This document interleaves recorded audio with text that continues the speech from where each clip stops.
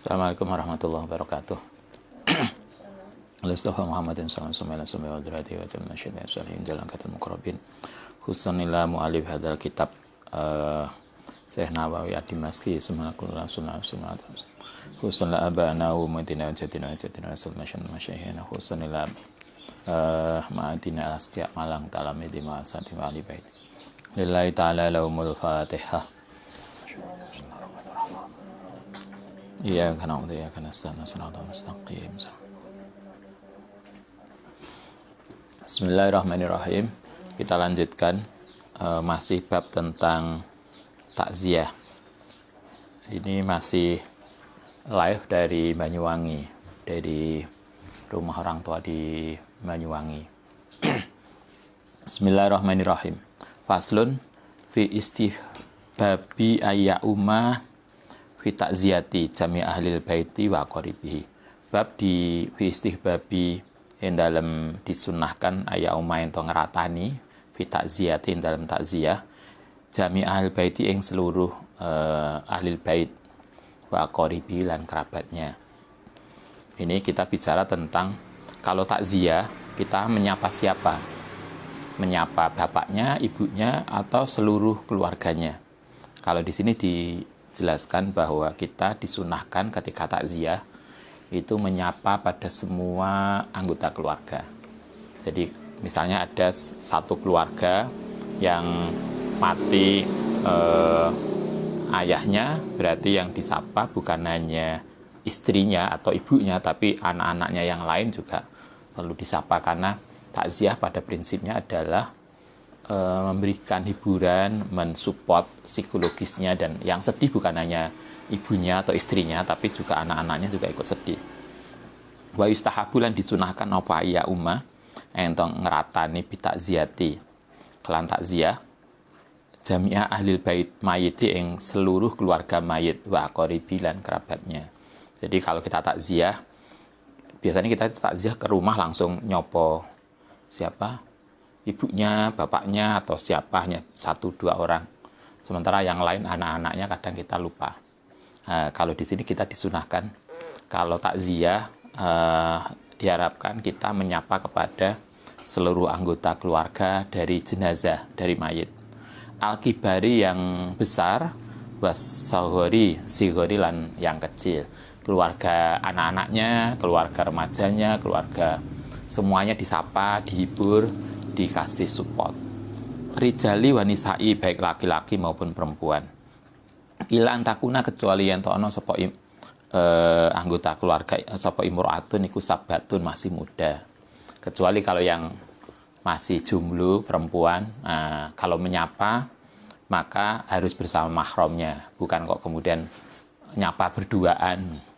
Kok berduaan? Oh, ini kan untuk menghibur anaknya yang meninggal, tapi yang dipilih, yang disapa yang jomblo, yang masih muda, maka nggak boleh. Karena itu kecuali perempuan yang masih muda dari keluarga jenazah itu, keluarga yang duka, fala yu'azziyuha, maka tidak boleh mentakziahi secara spesial yang perempuan tadi ila maharimuha, kecuali bersama mahramnya. Nah, gitulah. Jadi bukan kok karena alasan takziah kemudian milih sing disapa yang muda-muda, yang jomblo-jomblo, yang ini spesial enggak boleh, tetapi dengan catatan tetap dengan mahramnya. Qala ulama'u, qala ngendika sapa sabuna, itu catatan. Jadi siapa yang disapa ketika takziah adalah seluruh anggota keluarga, baik yang besar, yang muda, yang kecil, laki-laki, perempuan, semua disapa, semua diikuti, semua maksudnya disupport, karena mereka lah yang berduka, mereka lah yang butuh support. Qala sabuna, ngendika sapa sahabat-sahabat kita, para imam zaman Mbah Nawawi, wa ta'ziyatus sulahai, utai takziah kepada orang-orang yang solih, wa du'afai lan orang-orang yang do'if, orang-orang pinggiran, orang-orang miskin, an ihtimal musibati, dari orang yang mendapatkan musibah, wasibyani lan pada anak-anak, iku akadu lebih kuat. Kalau di sini justru ngasih support kepada anak-anaknya itu yang lebih penting. Kita kadang lupa pada anak-anaknya, yang kita support biasanya hanya yang dewasa, yang tua. Padahal kalau di sini justru kepada anak-anak itu, karena mereka kadang kita sering mereka kan belum ngerti, atau nanti kan ada orang tuanya. Padahal justru mereka kadang yang lebih terpukul karena merasa ayahnya nggak ada, ibunya nggak ada, atau orang-orang tercintanya yang meninggal dulu kan. Nah, itu satu yang mestinya kadang kita lupa pada anak-anak itu. Yang kedua, yang kemudian kita diingatkan, justru takziah itu adalah kepada orang-orang yang duafa. Sering kita terjadi adalah kita itu takziah kalau di kampung ya. Kalau biasanya kalau di kampung itu, kalau dulu zaman di kampungnya Ustadz itu, kalau ada orang kaya meninggal, itu nyembelih kambing, nyembelih sapi, nyembelih kerbau, kemudian dibagi-bagi pada yang takziah, sehingga ketika ada orang mati, yang orang kaya mati, yang takziah banyak banget karena akan dapat tadi daging. Sementara kalau yang meninggal orang-orang miskin, nggak banyak yang takziah. Kalau di sini justru dibalik, justru pada orang-orang yang duafa, orang-orang pinggiran, orang-orang yang nggak punya, ketika mereka kena musibah, justru mereka lah yang perlu penguatan, justru mereka lah yang perlu perhatian. Kalau yang kaya kan relasinya sudah banyak. Biasanya justru yang ini duafa itu yang perlu. Artinya kita diajarkan ini yang penting, yang kadang kita lupa pada kehidupan. Satu lagi yang kita diminta, disunahkan, disarankan takziah itu adalah selain duafa adalah pada orang-orang solih. Kalau ada kiai, ada masayih yang meninggal, sebagai tabarukan kita kepada beliau, itu lebih disarankan. Satu, orang-orang yang kita disarankan untuk ikut takziah adalah orang yang solih, orang alim. Yang kedua, orang-orang miskin, orang-orang lemah. Kemudian yang ketiga adalah pada anak-anak, untuk menguatkan mereka. Faslun, kita lanjutkan. Fi karuhatil julusi. Bagaimana takziah, yang posisi takziah, bagaimana sikap kita ketika kita datang ke rumah duka saat takziah. Fi karuhatil julusi, makruhnya duduk, li takziati, untuk takziah banyak makna. Kalau di sini kita itu justru dimakruhkan kalau takziah itu duduk, karena itu kalau zaman dulu, tentu zaman konteks ini adalah itu bisa dianggap mengindikasikan bahwa kita tidak cukup untuk memberikan empati, rasa duka. Kok enak takziah kok lungguh-lungguh. Tapi kan sekarang kan beda ya. Sekarang di rumah duka setelah jenazah dikuburkan, justru kemudian lebih nyaman ketika duduk. Artinya kan hadis ini, penjelasan ini tentu sesuai dengan konteksnya. Tidak kemudian, kalau nih kitab hadisnya nggak boleh duduk, kemudian nggak duduk, kan saya kira beda konteks. Justru kalau di sini kemudian kita datang takziah ke rumah duka, kemudian nggak duduk, kan malah susah ininya. Keluarga dukanya untuk mempersilahkan kita. Jadi kita harus memahami konteks tertentu. Kalau ngendika sapa Syafi'i, Imam Syafi'i, wa sahabuna, dan beberapa sahabat kita rahimahullah taala, yukrohu, dimakruhkan apa al julusu duduk, li takziati krono takziah. Qalu wa na'ni bil julusi, ayat semua yang tahu ngumpulakan sopo ahlil mayit fi baitin, ing dalam rumah liak sidahum, ing ento oleh nujuhum sopoman ing ahlil bait, sopoman wong aroda kang mengendaki sopoman atakziata ing takziah bal yang bagi ento sesogiannya ayan sorifu ento berpindah fi hawaiji, dalam kebutuhan mereka, wala farqa baina wala farqa lan ora ana perbedaan baina rijali, antarane orang yang laki-laki wanisai fi karyatil julusi laha maring takziah. Sorahan diko bisa al mahamili. Di dalam tradisi, kalau dalam menurut kitab ini, takziah dengan duduk itu satu akan dianggap tadi kurang bisa memberikan penampaan, bukan kok penampaan, kurang memberikan maksud bahwa kita itu menyampaikan duka cita. Nah, kemudian yang kedua, dikhawatirkan kemudian ketika kita duduk karena nyaman duduknya ya, kemudian kita menjadi tidak fokus untuk menyampaikan duka citanya. Sehingga kalau di sini kita, kenapa nggak boleh duduk? Karena kita disuruh untuk menyampaikan seperlunya. Karena kan banyak tamu, banyak orang, kemudian kita diharapkan menyampaikan keperluan kita, menghibur tuan rumah, kemudian menyampaikan empati, simpati, memberikan support, sehingga kalau duduk itu nanti kemudian ngobrol.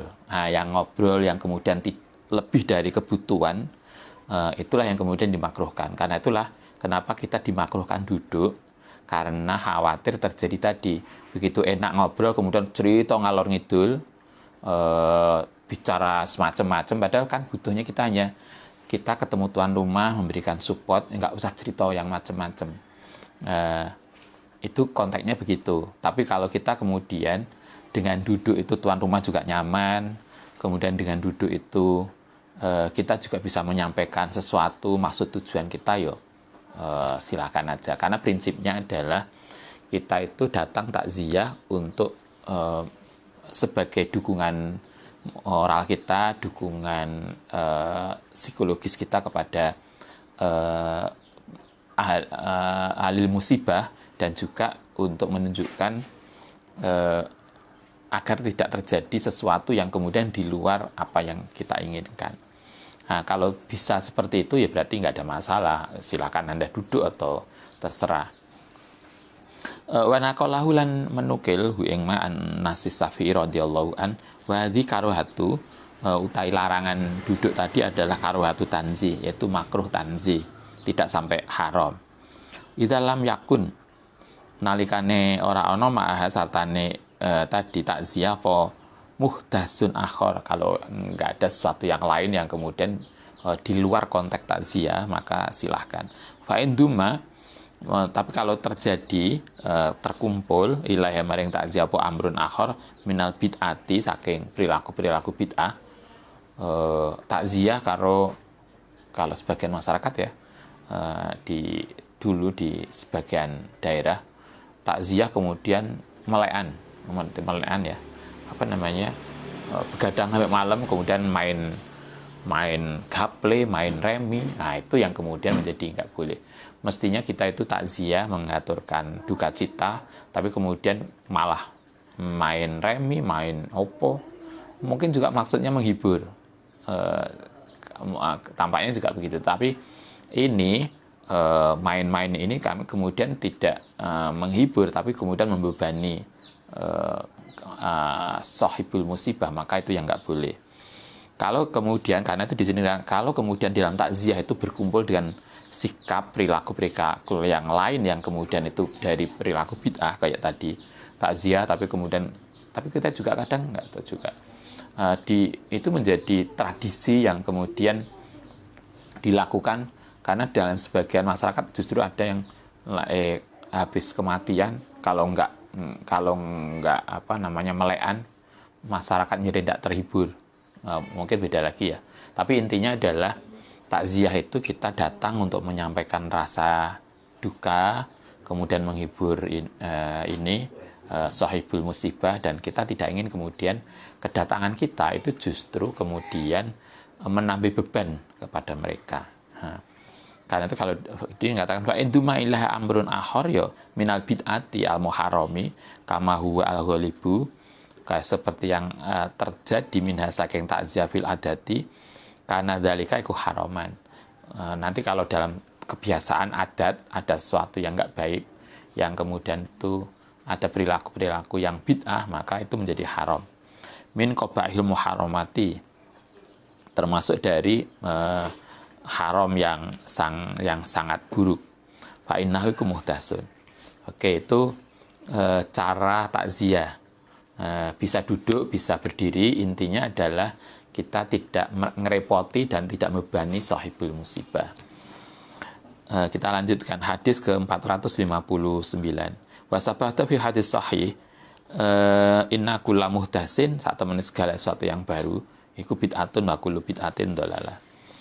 Fi bayani lughati takziah. Apa redaksi? Sampai kalau di sini redaksi takziah, jadi kalau kita ya terserah aja ya. Anda ketika takziah, bagaimana cara kita menyampaikan bela sungkawanya terserah Anda. Tapi di sini di beberapa statement itu dikasih contoh. Wa amalahu takziyati, anapun utawi lafaz takziah iku fala hajara fihi, tidak ada batasan. Jadi bedakan kalau ada apa namanya?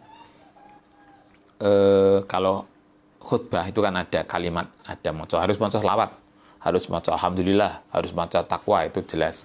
Kalau takziah itu terserah kita, tidak ada batasan, tidak ada aturan kalimat apa yang harus kita sampaikan. Ketika takziah itu tidak ada batasan. Fi ayyi lafdin azza, pokoknya segala ucapan, intinya apapun ucapan kita, intinya adalah memberikan ikut berbelasungkawa, itu aja udah selesai. Kalimatnya terserah. Hasolat, pokoknya apapun kalimat yang intinya menunjukkan ikut belasungkawa berarti selesai. Boleh, tidak harus kalimat-kalimat apa yang ini.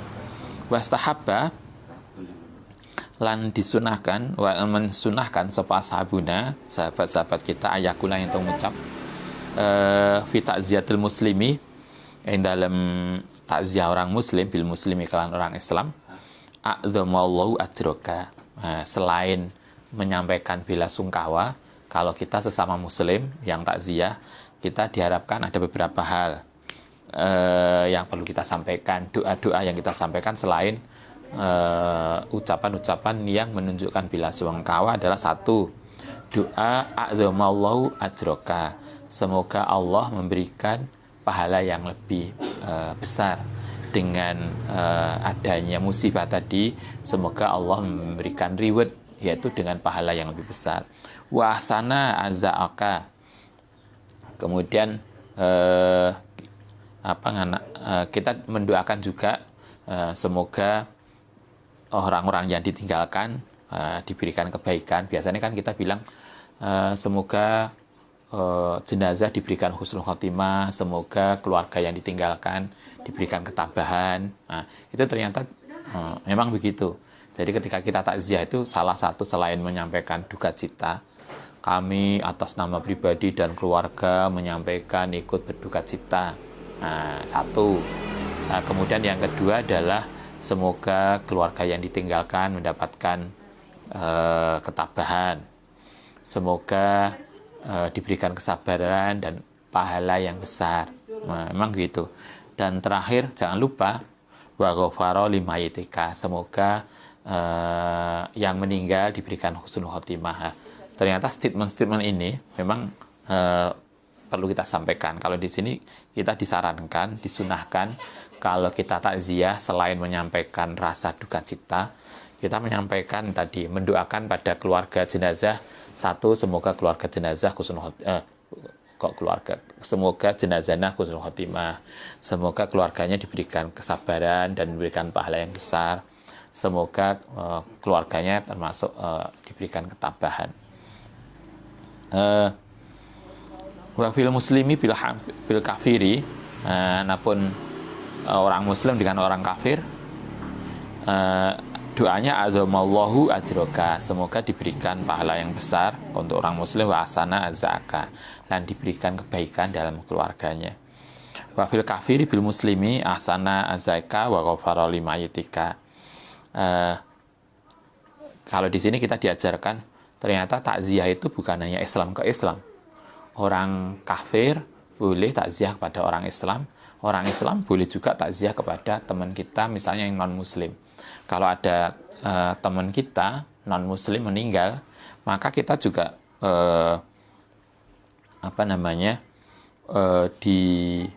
sarankan untuk takziah, kemudian mendoakan.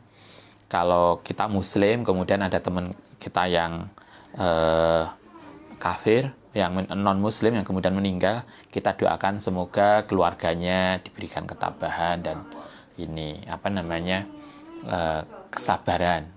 Kita mendoakan. Coba, ini kan luar biasa toh, sampai wabil muslimi bil kafiri, wabil kafiri bil muslimi, wabil kafir ke kafir. Jadi kalau non muslim ke non muslim udah biasa, itu mereka. Tapi yang kemudian yang hebatnya lagi di kitab ini adalah ketika ada orang teman kita non muslim meninggal, kita pun masih disarankan untuk takziah, bahkan mendoakan kepada keluarga jenazah semoga keluarga jenazah diberikan ketabahan, diberikan kesabaran. Ini kan kadang jarang kita lakukan.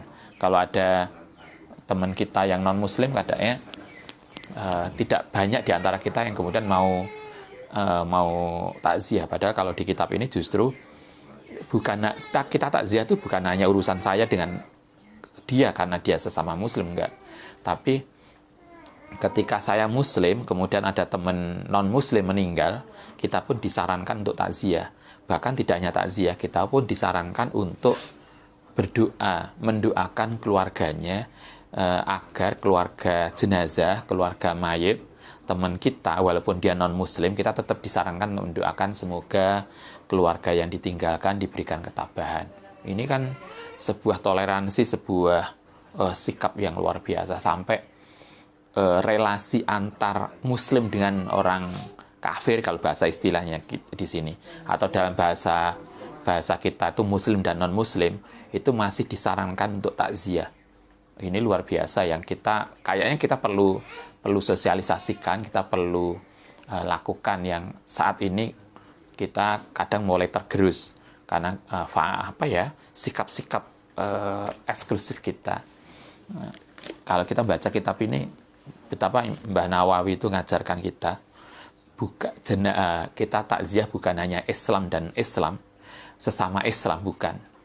Tetapi ketika ada teman kita yang non muslim mati, wafat pun, kita disarankan untuk takziah. Bukan hanya takziah, bahkan kita mendoakan keluarga yang ditinggalkan agar diberikan kebaikan dan ketabahan. Ini luar biasa yang kita perlu kembangkan, yang perlu kita sosialisasikan. Baik, kita lanjutkan. Hadis 460.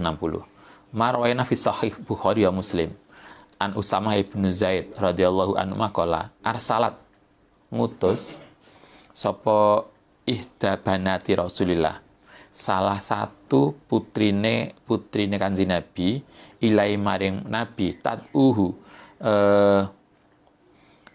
yang minta ngundang atau minta doa sapa ihda banat hu ing Kanjeng Nabi. Berarti ini siapa ini yang kira-kira meninggal?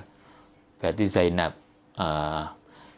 Kalau yang kemarin sama dengan hadis kemarin, putri Nabi itu dari 7 putri, itu yang kemudian mempunyai putra itu kan cuma 2, yaitu Sayyidah Fatimah dan Zainab, putri tertua Nabi dari Sayyidah Khadijah. Nah, suatu ketika salah satu, ini cuma nggak disebutkan namanya, cuma dikatakan salah satu dari putri Nabi itu pernah ngirim utusan ke Kanjeng Nabi untuk minta doa dan memberikan kabar. Wa tuhbiruhu, lan memberikan kabar hu ing Nabi anna sobiyan, saat temennya anak kecilnya laha, jadi cucune Nabi au ibnan, salah satu, karena Zainab itu putranya cuma 2, namanya Ali dan Umayyah, yang berarti itu ya salah satu ketika itu anak laki-lakinya meninggal. Faqala Rasulullah, faqala mengundang ngendika sapa utusan tadi li Rasulullah Kanjeng Nabi, irji kembali yo, atau ngasih kalimat innalillahi itu ilahi maring binti, maring cucunya, fa'ahbirha lan ngaweh kabar ha ing ini, mestinya Fakola Rasulullah mestinya begitu. Mungkin redaksinya ada yang keliru.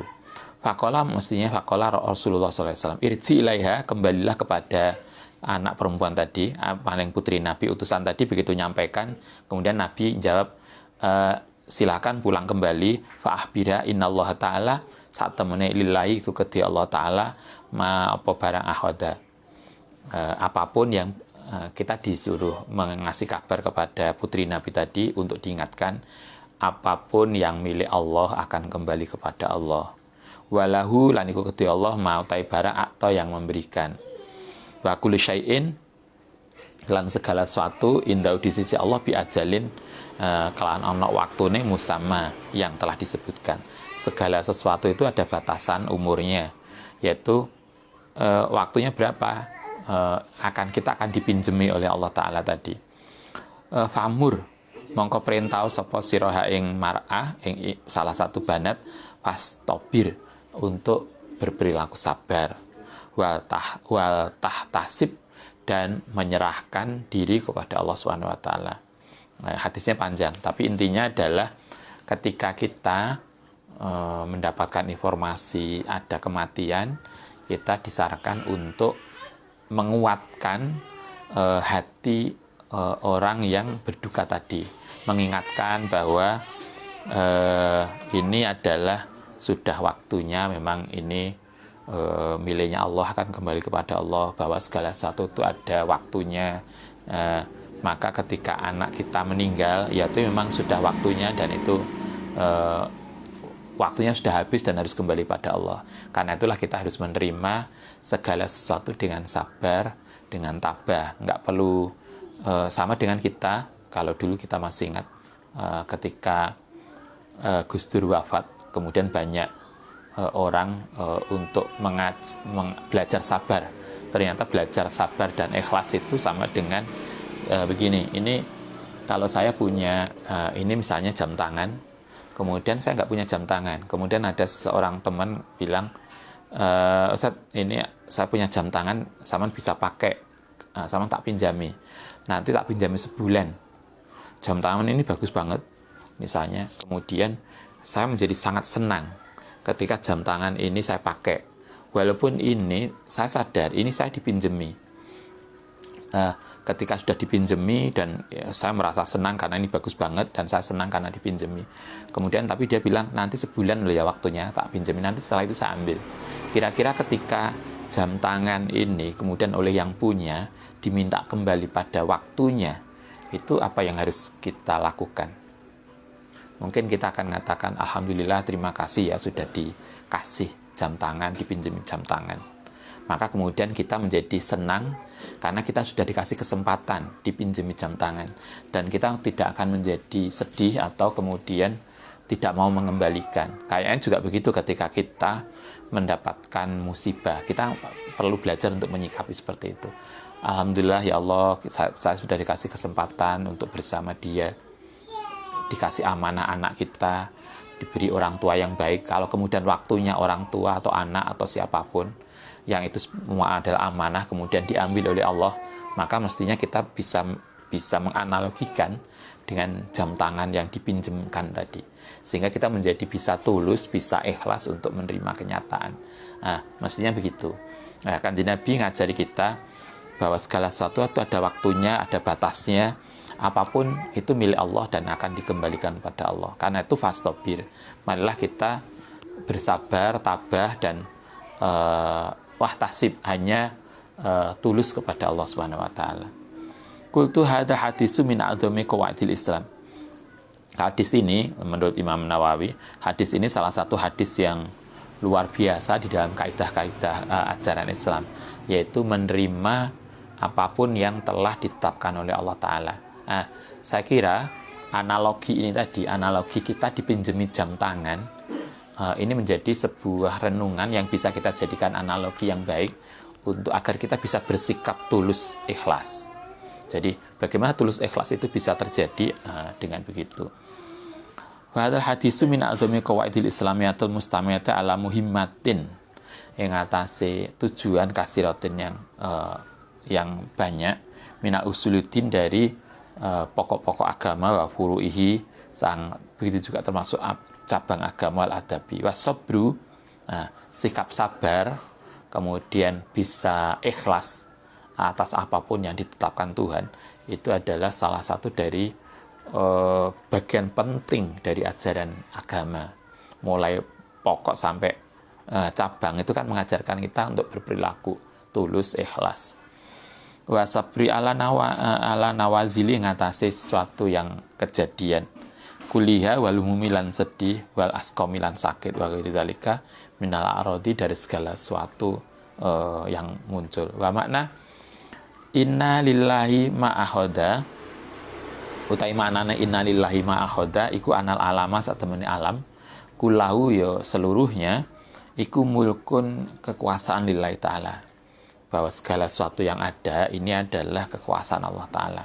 Falam yakhud, maka ora akan ngambil sapa barang huwa kang utahi ma iku lakum, bal akhoda, balik akan ngambil sapa Allah ma ing barang huwa kang utahi ma iku lahu kedhi Allah indakum. Kita sadar bahwa apapun yang kita miliki sesungguhnya kan bukan milik kita.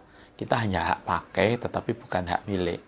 Apa yang ada pada diri kita itu hanya hak pakai. Tadi kayak jam yang kita dipinjemi teman tadi. Apa yang saya pakai, walaupun sebaik apapun, dan kita sangat suka, itu pun sebetulnya hanya hak pakai, bukan hak milik. Karena itu ketika tadi kita dikasih HP, dikasih handphone yang bagus banget, tapi kita sadar, itu sebetulnya hanyalah teman kita yang punya, kita hanya dipinjemi. Nah, ketika kita sadar bahwa ketika kita itu hanya pinjaman, maka ketika diambil lagi oleh pemiliknya, kita akan bisa belajar, kita tidak lagi sedih, tapi kemudian kita akan mengatakan, ya Allah, ya teman saya terima kasih ya, saya sudah dikasih kesempatan pinjam HP ini sampean, saya apik banget. Nah, ketika kita pada Allah, kita juga bisa beranalogi itu. Ya Allah, alhamdulillah saya sudah dikasih kesempatan untuk bersama dia yang saya cinta, yang itu luar biasa. Saya dikasih kesempatan untuk diberikan anak yang baik, yang itu menjadi titipan dari Allah. Kalau kita bisa menyadari itu, maka kita akan menjadi mudah untuk sabar, mudah untuk ikhlas. Kita diajarkan bahwa, ini kan sejak awal kita diajarkan untuk sadar bahwa apapun yang kita pakai, yang kita ada pada diri kita, ternyata bukan hak milik, tapi hak pakai, yang pada waktunya nanti akan diambil oleh Allah SWT. Apapun yang ada di dalam diri kita karena bukan milik kita, tapi milik Allah, maka itu akan diambil pada Allah Ta'ala. Wa mana lahu ma'ato, selanjutnya utai maknane lahu ma'ato ya nama, saat ini barang wahaba kang memberikan sapa Allahu ing malakum laisa, ndak akan keluar, ora ono iku khorijan keluar an mulkihi, saking kekuasaan Allah Ta'ala. Wa subhanahu wa yaf'alu, bahwa Allah akan berbuat bi ing dalem ma ing barang ya sya'u, yang menghendaki sapa Allah. Wa kullu syai'in,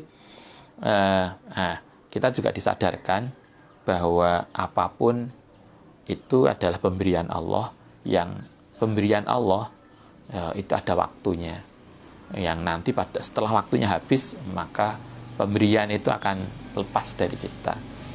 Wa kullu syai'in, utai segala sesuatu, indah udisi Allah bi ajalin musamma, itu ada batas waktu tertentu. Karena itu fala tadza'u, maka jangan merasa sedih, karena kita justru kemudian, kalau kemarin masih ingat beberapa pertemuan kemarin, Nabi itu justru mengajarkan ketika kita kena musibah, ditinggal mati oleh orang-orang tercinta, atau kehilangan sesuatu, kita bukan hanya innalillahi. Ketika diberikan ditinggal mati yang tercinta, justru kemudian selain innalillahi, kita malah ngucapnya alhamdulillah. Nah, dengan alhamdulillah ini kita bisa pahami dari konteks ini. Konteks yang kita tadi dipinjemi tadi. Ketika kita dipinjemi ke sesuatu, maka kemudian kita sadar, alhamdulillah, ternyata ketika kita ngomong alhamdulillah itu karena kita sadar bahwa kita telah oleh Allah telah diberi kesempatan untuk menikmati sesuatu tadi. Alhamdulillah bahwa kita dikasih kesempatan untuk menikmati ini. Alhamdulillah kita dikasih kesempatan untuk memiliki ini. Sehingga karena kita dikasih kesempatan untuk memiliki dan menikmati sesuatu yang dianugerahkan Allah, itulah kita alhamdulillah.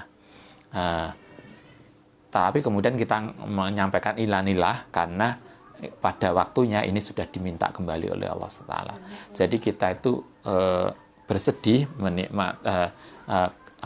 kita pertama kita senang karena sudah dikasih kesempatan oleh Allah untuk menikmati tadi yang sudah diberikan, dan kita kemudian kembali untuk innalillahi karena kita disadarkan bahwa ini bukan milik kita tapi milik Allah yang kemudian akan kembali kepada Allah Subhanahu wa taala. Karena itu falatat za'u, jangan sedih.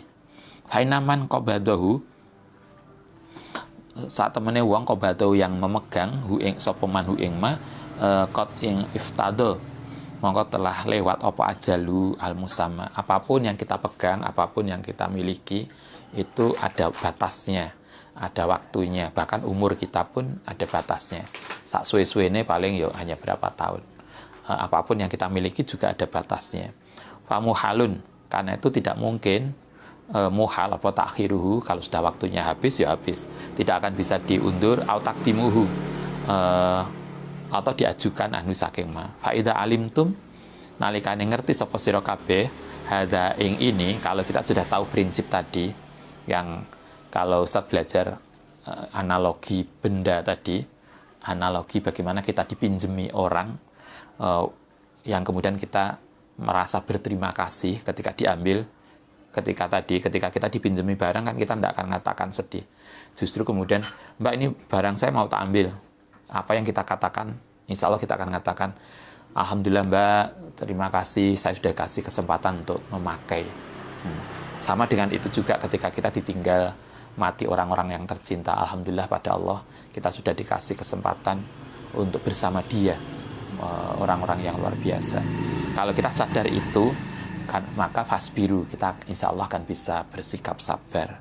Wastasibu, kemudian bisa tawakal, ma'ing barang nazala bikum yang terjadi pada kita, sehingga kemudian kita tidak menjadi sedih. Sedih mungkin iyalah karena kita terpisah dengan sesuatu yang kita cinta, tapi dengan mindset tadi, maka kesedihan itu kemudian bisa di planning, bisa digeser menjadi sebuah ketabahan dan rasa kebersyukuran. Syukur karena kita, walaupun kemudian barang yang kita suka tadi diambil yang punya, tapi kita juga bersyukur bahwa kita telah diberi kesempatan untuk memiliki atau bersama dengan sesuatu tadi. Inilah cara kita mensikapi ketika ditinggal sesuatu yang kita cinta, mensikapi ketika meninggal oleh orang-orang dekat kita, sehingga kita bisa sabar, bisa berperilaku baik dan seterusnya. Baik, saya kira demikian waktu ngaji kali ini. Nanti kita lanjutkan besok. Semoga apa yang kita kaji pagi ini senantiasa menambah wawasan kita dan bermanfaat untuk kita. Al-Fatihah.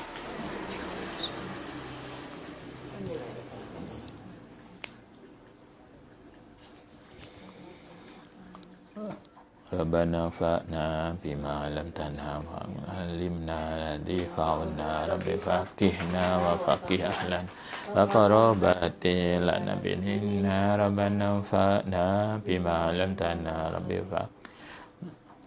fa'unna rabbi faqihna wa faqih ahlana wa qarabati lana.